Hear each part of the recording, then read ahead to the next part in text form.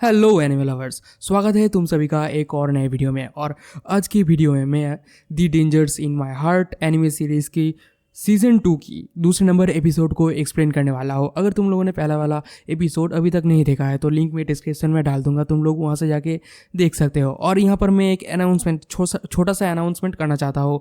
Basically बात कुछ ऐसी है कि मैंने एक नया गेमिंग चैनल ओपन किया है, जहाँ पर दिन 1000 सब्सक्राइबर पूरे हो जाएंगे उस दिन से मैं उस चैनल में रेगुलर गेम प्ले वीडियोज़ वगैरह डालना स्टार्ट करूंगा। क्योंकि तुम लोगों को पता ही होगा कि एनिमे वाला चैनल पे बिल्कुल भी पैसा वगैरह नहीं मिलता है। जो लोग एनिमे के ऊपर काम करता है उन लोगों को पता होगा कि इसमें कितना ज़्यादा पैसा मिलता है। तो इसीलिए मैं बेसिकली उस चैनल को ओपन करना चाहता हूँ। अगर तुम लोगों का सपोर्ट होगा मेरे ऊपर तो ये बहुत ज़्यादा आसान होगा मेरे लिए उस चैनल के ऊपर वीडियोज़ वगैरह बनाने में। तो यार प्लीज़ उस चैनल को थोड़ा सा सपोर्ट दिखा देना तुम लोग, और 1000 सब्सक्राइबर जल्दी से पूरा करवा देना, ठीक है ना? तो मुझे बहुत ज़्यादा अच्छा लगेगा। ओके, तो यहाँ पर मैं अपना बकवास बंद करता हूँ और जल्दी से एक्सप्लेनेशन स्टार्ट करता हूँ। एपिसोड की शुरुआत में हम देखते हैं कि क्योतारो और यामादा दोनों मिलकर चले जाते हैं यामादा की रूम में, और यामादा के घर में। और यामादा के घर के अंदर एंटर होते हैं यामादा क्या करती है कि उसकी एक तौलिया लेकर क्योतारो की सर को पोंछने लगती है, और धीरे धीरे करके पोंछने लगती है उसके सर को। तो सर पोंछते पोंछते क्योतारो यामादा से ये पूछने लगता है कि आखिर तुम्हारा मॉम डैड कहाँ पर है। तो यामादा बोलती है कि वो लोग काम में गए हुए हैं और स्नो की वजह से शायद वो लोग जल्दी ही आने वाली है। और पोंछते पोंछते अचानक यामादा को याद आता है कि अरे ये उसका सर क्यों पूछ रहा है, और वो तुरंत ही शॉक्ड होकर पीछे चली आती है और वो बोलती है कि तुम खुद कर लो। और अगले ही पल हम देखते हैं कि क्योतारो की जो बाथटब है, मतलब जहाँ पर वो नहाने वाला है, वो रेडी हो चुका है। तो इसीलिए क्योतारो अंदर जाकर अपनी शर्ट वगैरह उतारने लगता है, और उतारते हुए उसे अचानक ये याद आता है कि अरे मैं तो यामादा के बाथरूम में है और मैं यहाँ पर नेकेड होने वाला हूँ अभी। अरे यार बहुत ज़्यादा बहुत पैनिक करने लगता है वो बंदा। तभी बाहर से एक आवाज़ आती है। यामादा बोलती है कि क्या पानी ठीक है या फिर गर्म है?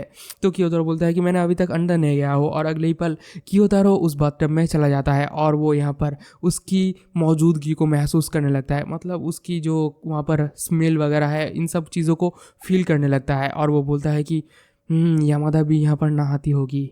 अब कुछ समय बाद क्योतारो की जो नहाना वगैरह है वो ख़त्म हो जाता है और वो बाथटब से उतर के बाहर आ जाता है। और वो बाहर आकर उसकी कपड़े वगैरह ढूंढने लगता है, मतलब यहाँ पर आके वो देखता है कि यहाँ पर यामादा की कपड़ा रखा हुआ है, उसकी स्कूल यूनिफॉर्म स्कूल ड्रेस की जो जैकेट है वो रखा हुआ है। और वो उस ड्रेस को देखने के बाद अपनी चड्डी ढूंढने लगता है। वो सोचता है कि अरे मेरा चड्डी कहाँ गया, अरे मेरा चड्डी कहाँ गया, मैं चड्डी कैसे पहनूंगा। और इतना सोचते ही उसकी हालत एकदम पतली हो जाती है। मतलब उसे ये पता चल गया था कि यामादा उसकी चड्डी भी एक बैग के अंदर रख के लेकर चली गई है। और यहाँ पर उसे ये रियलाइज़ होता है कि इसका मतलब उसे यामादा की पैंट को बिना चड्डी के ही पहनना पड़ेगा। और ये सोचकर उसकी तो हालत और भी ज़्यादा ख़राब होने लगता है। तो अब इसके पास तो और कोई चारा नहीं रहता, इसीलिए वो थोड़ा सा घबराते हुए, मतलब थोड़ा सा एम्बेरस्ड तरीके से उसकी ड्रेस को पहन के फाइनली बाथरूम से बाहर आ जाता है। और तभी वहाँ पर उसकी डॉगी भी, मतलब यामादा की जो डॉगी है वो भी वहाँ पर मौजूद हो जाती है। और उसकी तुरंत बाद ही यामादा भी वहाँ पर बहुत ही ज़्यादा एक सेक्सी ड्रेस पहनकर मौजूद हो जाती है। और वो पूछती है कि तुम लंच में क्या खाना पसंद करोगे। तो यहाँ पर वो, मतलब उसकी सेक्सी ड्रेस को देख कर क्योतारो की तो सोया हुआ अरमान जाग जाता है। मुझे पता नहीं है कि इसका कितना बड़ा है, लेकिन ये फिर भी वो उसे छुपाने की बहुत ही ज़्यादा नाकाम कोशिश वगैरह करने लगता है। और वो अपनी माइंड को डाइवर्ट करने के लिए अजीब व गरीब चीज़ें सोचने लगता है। भाई वो सोचता है कि मैं एक राफ्ट में हूँ और मेरे चारों ओर बहुत सारे शार्क मुझे खाने के लिए तड़प रहे हैं, अगर मैं यहाँ से गिर जाऊँ तो मैं एकदम ख़त्म हो जाऊँगा। यही सब कुछ जो सोच रहा था अपनी छोटे क्योतारो को शांत करने के लिए। और तभी अचानक पता नहीं कि उस कुत्ते को क्या ख्याल आता है, वो क्योतारो की पैंट को पकड़ के मुंह से दांत से चबा के एकदम खींचने लगता है, जिस वजह से क्योतारो की पैंट धीरे धीरे करके उसकी कमर से खिसकने लगता है। जो देखकर यामादा दौड़ी दौड़ी आती है और उसकी पैंट को पकड़ लेती है। लेकिन इसी बीच क्योतारो की जो मुंह है वो जाके एकदम बाउंस बाउंस होता है। समझ रहे हो ना, समझ रहे हो। और यहाँ पर यामादा जैसे तैसे करके अपने कुत्ते को संभालती है और बोलती है कि छोड़ो इसे, छोड़ो जल्दी से छोड़ो। और फाइनली वो कुत्ता उसे छोड़ देता है और यामादा उसकी पैंट को लेकर एकदम पहना देता है, मतलब ठीक ठाक से पहना देती है। और अब जाके यामादा को ये ख्याल आता है कि अरे ये मैंने क्या कर दिया, और वो तुरंत ही क्योतारो के पास से हट जाती है। लेकिन यहाँ पर तो क्योतारो की एकदम क्या ही बताओ। काश यहाँ पर मैं होता। अब ये सब कुछ होने के बाद यामादा क्या करती है कि अपनी जो ड्रेस है वो दोबारा से बदल के आ जाती है। तो क्योतारो पूछती है कि आखिर तुमने अपना ड्रेस क्यों चेंज किया। यामादा बोलती है कि दरअसल ये ड्रेस मुझे मीको ने दिया था और मुझे लगता है कि ये ड्रेस बहुत ही ज़्यादा क्यूट है। और फिर अगले पल हम देखते हैं कि क्योतोरो डाइनिंग टेबल में बैठा हुआ है, खाने की इंतज़ार कर रहा है और यामादा इधर उधर घूमे जा रही है। मतलब क्योतोरो के एकदम बगल में मक्खियों की तरह भिनभिना रही है, मानो कि वो ये चाह रही है कि क्योतोरो उसे बैठने के लिए अप्रोच करे, बैठने के लिए बोले। हालांकि ये घर उसी का ही है, लेकिन फिर भी वो चाह रही थी कि क्योतोरो उसे बैठने के लिए बोले। तो अब यामादा की जो मनोकामना है वो पूरी हो जाती है और क्योतोरो फाइनली यामादा को बैठने के लिए बोल देता है। तो ये बात सुनते ही यामादा दौड़ के आके उसकी बगल वाली सीट में बैठ जाती है और वो बोलती है कि अकेले अकेले ऐसे लंच वगैरह करना बहुत ही ज़्यादा अच्छा है ना। तो क्योतोरो ये बोलता है कि मुझे तो ऐसा नहीं लगता, ये तो बहुत ज़्यादा लोनली एंड बोरिंग होगा शायद। तो यामादा ये बात सुनकर बोलती है कि क्या तुम बीच बीच में मेरे साथ खाने के लिए आ सकते हो, डिनर वगैरह करने के लिए आ सकते हो। तो यहाँ पर क्योतोरो क्या बोलेगा उससे कुछ समझ में नहीं आ रहा था, तो इसीलिए वो बोलता है कि यामादा तुम्हारे हाथ में तो कुछ था है ना। तो यामादा क्या करती है कि अपने बगल में से एक बुक निकालती है, बेसिकली ये उसकी ईयर बुक थी और वो दोनों यहाँ पर बैठ के उसकी ईयर बुक को, यामादा की ईयर बुक को देखने लगते हैं। और यहाँ पर क्योतोरो यामादा की हर एक फोटो को बहुत ही ज़्यादा अच्छी तरीके से देखने लगता है और वो ये नोटिस करता है कि यामादा हर एक फोटो में सिर्फ खा ही रही थी, एकदम बचपन से लेकर अभी तक वो सिर्फ खाए जा रही थी। पता नहीं यार कैसी लड़की है ये, क्योतोरो को ही ना खा ले, you know what I mean. तो अब उसकी ईयरबुक को देखते देखते अचानक क्योतोरो की नज़र सामने रखा हुआ पियानो पर पड़ता है। तो वो पूछता है कि क्या ये पियानो है, मतलब पियानो दिख रहा है फिर भी वो पूछ रहा है कि ये पियानो है कि नहीं। तो यामादा यहाँ पर बोलती है कि हाँ ये एक पियानो है। दरअसल मैं जब छोटी थी तब मैं लगभग 1 साल के लिए पियानो प्रैक्टिस कर रही थी। उसके बाद मैं कैंडो भी सीख रही थी, इंग्लिश सीख रही थी, स्पेनिश सीख रही थी, जितने सारे डांस वगैरह भी सीख रही थी। मतलब जितना सारे स्किल्स होता है, जितना सारा एक्स्ट्रा करिकुलम एक्टिविटीज़ वगैरह होता है, वो सब कुछ मेरे पेरेंट्स मुझे सिखाने के लिए बहुत ही ज़्यादा एक्साइटेड थे। लेकिन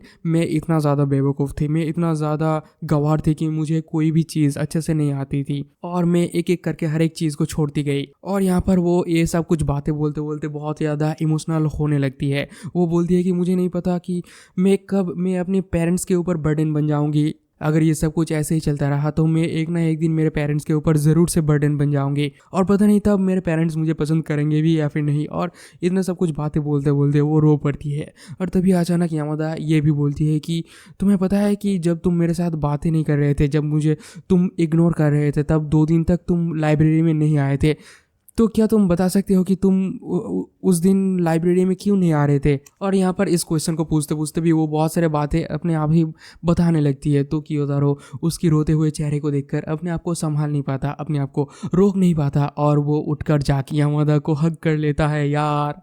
और जो प्यारी लगता है ये सिचुएशन, काश यार मेरे पास भी होता है ऐसी एक पार्टनर है। और क्योतोरो की हक करते ही यामादा और भी ज़्यादा घूट घूट के रोने लगती है।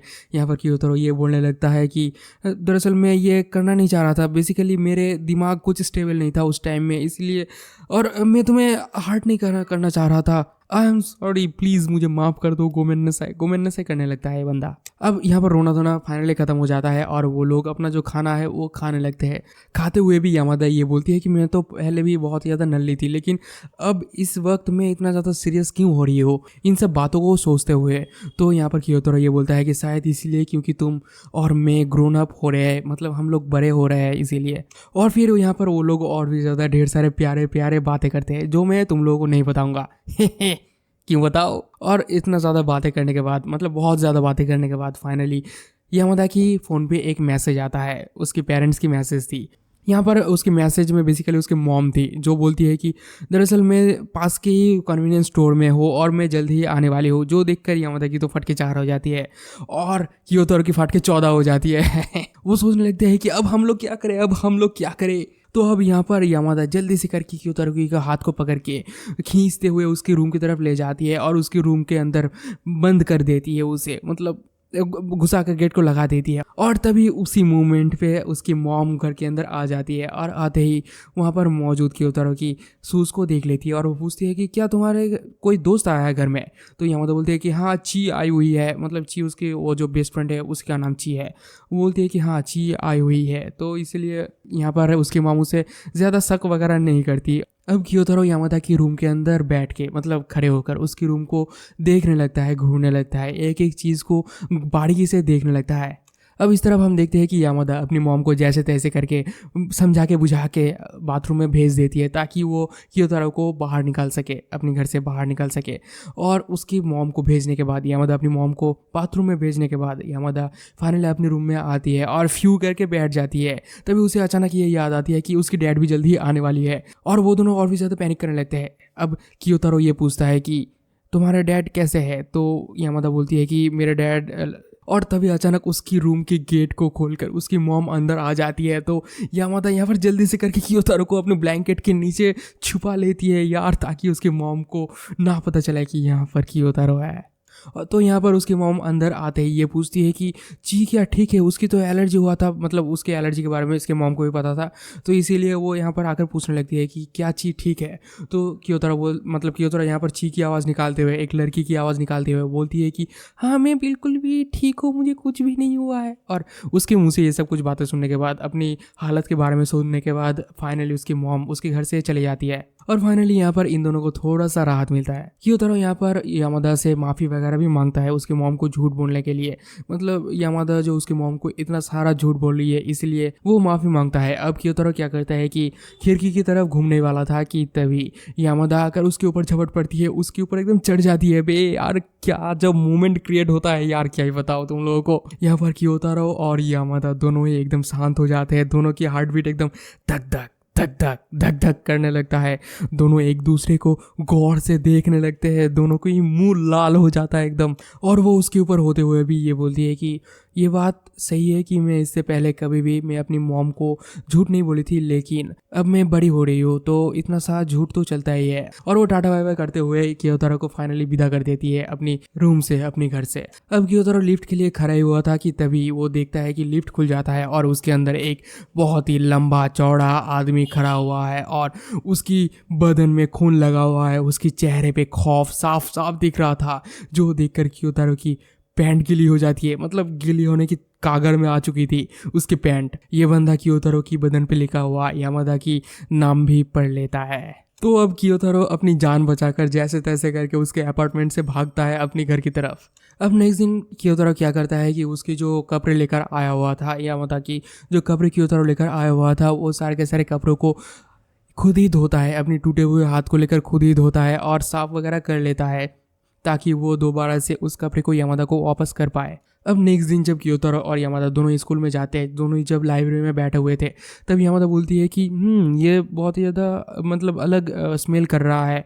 तो कियोतारो बोलता है कि हाँ स्मेल्स वगैरह घर टू घर डिपेंड करता है, वेरी करता है। तो यहाँ पर यामादा क्या करती है कि कियोतारो के पास आकर उसकी बॉडी को स्मेल करने लगती है और वो बोलती है कि तुम तो किसी की तरह स्मेल नहीं कर रहे हो। तभी कियोतारो फ्लैशबैक में चला जाता है और फ्लैशबैक में कियोतारो अपनी इमेजिनेशन के साथ बातचीत वगैरह कर रहा था। यहाँ पर उसकी इमेजिनेशन उसे ये बोलता है कि उसके साथ खाना खाना, उसकी टब में नहाना, उसे हग करना, उसके बहुत ज़्यादा करीब जाना। क्या तुम्हें अभी भी लगता है कि तुम उसके फ्रेंड हो? तो यहाँ पर कियोतारो रियलिटी को इनकार करते हुए ये बोलता है कि हाँ अभी भी हम दोनों फ्रेंड्स ही है। और इतना बोलते ही वो वहाँ से उठकर चला जाता है अपनी इमेजिनेशन को पीछे छोड़कर। अब स्कूल की तरफ जाते हुए इचिकावा ये रियलाइज़ करता है कि उसकी गला थोड़ा सा अलग तरीके से बिहेव कर रहा है, उसे बोलने में थोड़ा सा मुश्किल वगैरह हो रहा था। अब कियोतारो और यामादा दोनों ही फाइनली क्लासरूम में पहुंच जाते हैं, मतलब स्कूल में पहुंच जाता है। और यहाँ पर यामादा कियोतारो को ये पूछता है कि क्या तुम्हारे हाथ ठीक है? कियोतारो उसे अपनी हाथ दिखाते हुए ये बोलता है कि हाँ मेरा हाथ ठीक है, लेकिन मैं अभी भी हेवी जिनिस नहीं उठा पा रहा था। और यहाँ पर भी कियोतारो की आवाज़ थोड़ा बहुत अजीबोगरीब बिहेव कर रहा था और यामादा भी ये बात नोटिस करता है। यार तुम लोग समझ रहे हो कि वो लोग अभी एडल्ट हो रहे हैं, 18 मतलब टीनेज में आ रहे हैं, प्यूबर्टी टच कर रहे हैं, इसीलिए उन लोगों का बॉडी टेक्सचर वगैरह, मतलब बॉडी स्ट्रक्चर वगैरह, गले की आवाज़ वगैरह सब कुछ चेंज हो रहा है। अगर तुम लोग अभी प्यूबर्टी को टच नहीं किए हो तो तुम लोगों को नहीं पता होगा ये सारी चीज़ें। अब थोड़ी देर बाद उन लोगों को कैरेटे का क्लास स्टार्ट हो जाता है, जहाँ पर कियोतारो के साथ साथ यामादा भी आई हुई थी, क्योंकि यामादा को डांस करना बिल्कुल भी नहीं आता था, तो इसीलिए यामादा कैरेटे चूज़ करती है। लेकिन यहाँ पर आकर उसे ये पता चलता है कि उसकी ड्रेस तो बहुत ही ज़्यादा स्मेल कर रहा है, और वो जब स्मेल करता है तो वो हारा को भी स्मेल करने के लिए बोलती है। हारा ये बोलते हुए स्मेल करती है कि अरे यार ये सब एक्टिविटीज़ वाले ड्रेस तो स्मेल वगैरह करता ही रहता है। और वो जब फाइनल स्मेल करता है तो उसकी एकदम उल्टियाँ निकल आती है बे। मानो कि वो अभी के अभी उल्टी कर देगी। अब उन लोगों का PT teacher, karate teacher finally ये बोलता है कि चलो दो दो की पेयर्स बना लो। तो यहाँ पर यामादा किसी के साथ पेयर्स बनने के लिए डर रही थी क्योंकि उसकी बॉडी स्मेल कर रही थी और वो नहीं चाह रही थी कि कोई उसकी बॉडी को स्मेल करे। तभी हम देखते हैं कि क्योतारो एक जगह पर अकेला खड़ा हुआ है क्योंकि उसके साथ कोई भी पेयर नहीं बना था। और तभी वहाँ पर उसकी पीटी टीचर, उसकी कैरेटे टीचर आ जाता है और क्योतारो को पकड़ के एकदम उठा के पटक देता है, जिसकी वजह से क्योतारो की हालत खराब हो जाती है भाई। अब हम देखते हैं कि उसके पटकने के बाद ही, क्योतारो की पटकने के बाद ही सभी लोग एक एक करके पेयर में आ जाते हैं और सभी लोग कैरेटे वगैरह की प्रैक्टिस करने लगते हैं। लेकिन अभी भी यामादा अकेली खड़ी हुई थी। तभी वहाँ पर क्योतारो आकर उसके पैर में पैर मारने लगता है और वो पैर मारते हुए उसे पकड़ लेता है और वो उसे धकेलते हुए, पीछे धकेलते हुए ये कहता है कि तुम्हारा ड्रेस स्मेल कर रहा था, इसीलिए तुम किसी के साथ पेयर बनाने के लिए डर रही थी, है ना। तो इतना सुनते ही यामादा फिर से उससे ढकलते हुए पीछे ले आकर उसे पटक देती है और वो बोलती है कि ये है तुम्हारी पे बैक, और उसे छोड़कर दूसरी तरफ चले जाती है। और ये किस चीज़ की पे बैक है मुझे नहीं पता, शायद ये इसे इग्नोर करने की पे बैक है, क्या पता। अब यहाँ से सीन कट होकर जाता है लाइब्रेरी में, जहाँ पर वो दोनों दोबारा से बैठे हुए थे और यहाँ पर यामादा क्योतारो की आवाज़ सुनने की नाकामयाब कोशिश कर रही थी। और यहाँ पर क्योतारो ये बोलता है कि अगर मैं ज़ोर से बात करूँगा तो मेरे आवाज़ क्रैक हो जाएंगे। तो यहाँ पर यामादा ये पूछती है कि क्या ये सब स्नो में भीगने के लिए हुआ है। तो क्योतारो बोलता है कि नहीं नहीं, ये सब कुछ स्नो में भीगने के लिए नहीं हुआ है, दरअसल मैं बड़ा हो रहा हूँ और मेरे वॉइस चेंज हो रहे हैं, मेरे बॉडी स्ट्रक्चर वगैरह सब कुछ चेंज हो रहा है धीरे धीरे। और यामादा क्योतारो की ये बात सुनकर बहुत ज़्यादा एक्साइटेड हो जाती है। वो बोलती है कि यार ये तो बहुत ज़्यादा कूल है, अब तुम्हारे वॉइस चेंज होंगे, तुम्हारे मुंह पे बाल वगैरह आएंगे, तुम्हारे बॉडी स्ट्रक्चर चेंज हो जाएंगे वगैरह वगैरह, बातचीत वगैरह करने लगती है यार। तो ये सब कुछ बातें करते हुए यामादा को अचानक उसके हाथ के बारे में याद आता है और यहाँ पर उसके हाथ को लेकर वो देखने लगती है, दोनों हाथ को एक साथ देखने लगती है। वो बोलती है कि तुम्हारे हाथ पतला वगैरह नहीं है, बल्कि तुम्हारे बॉडी स्ट्रक्चर चेंज हो रहा है। और यहाँ पर वो उसके हाथ को पकड़ के उसके हाथ में अपने हाथ को फिराने लगता है धीरे धीरे करके। अब थोड़ी देर तक उसके हाथ को सहलाने के बाद यामादा उसके पास आ जाती है और वो बोलती है कि क्योतारो याद रखना, जब तुम्हारे वॉइस चेंज हो जाएंगे तब तुम्हें बहुत बार मेरे नाम अपने मुंह से पुकारना होगा। और उसके पास आने की वजह से क्योतारो की हाथ उसकी उस जगह पर लग जाता है। और ये देखकर यार क्योतारो के साथ साथ यामादा भी बहुत ज़्यादा एम्बेरस्ड हो जाती है और वो दोनों एक दूसरे के सामने से मुंह फिरा लेते हैं, मतलब वो दोनों अलग अलग दिशा में मुंह कर लेते हैं। और यहाँ पर भी क्योतारो की इमेजिनेशन उन दोनों को देख रहा होता है। और इसी मूवमेंट के साथ ये एपिसोड यहीं पर खत्म होती है।